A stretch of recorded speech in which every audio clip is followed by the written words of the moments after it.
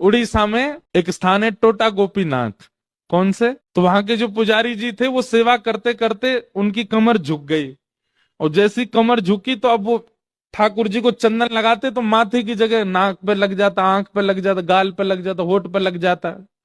दर्शनार्थी बोलते, पुजारी जी देखो, गोपीनाथ जी की आंख पे चंदन लगा दिया आपने, गाल पे लगा दिया, मुंह पे लगा दिया।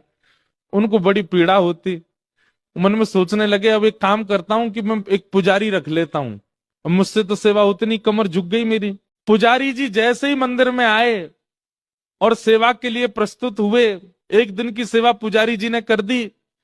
रात्रि में मंदिर जैसे ही बंद हुआ तो महाराज, पूर्व के जो पुजारी जिनकी कमर झुक गई, उनके स्वप्न में श्री ठाकुर जी गए, और ठाकुर जी जाके बोले, देखो मुझे आपसे ही सेवा चाहिए, ये क्यों कोई और मेरा स्पर्श नहीं करेगा, आप ही चंदन घिसो, आप ही पोशाक पहनाओ, आप ही श्रृंगार करो। ठाकुर जी, वो तो मुझे बहुत प्रसन्नता है कि आपको मुझसे सेवा चाहिए, पर मैं तो बीमार हो गया, मेरी कमर झुक गई, अब कैसे चंदन लगाऊं आपको।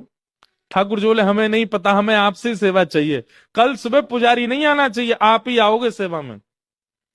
बेचारे प्रसन्न भी हो रहे थे पर रो भी रहे थे।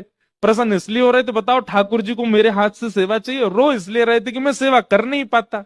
दूसरे दिन स्नान करके मंगला में जैसे ही मंदिर में प्रवेश किया तो क्या देखा, तो जैसे हम बैठे हैं सुख आसन में, ठाकुर जी नीचे ही बैठ गए, बोले लो हम भी बैठ गए, अब करो हमारी सेवा।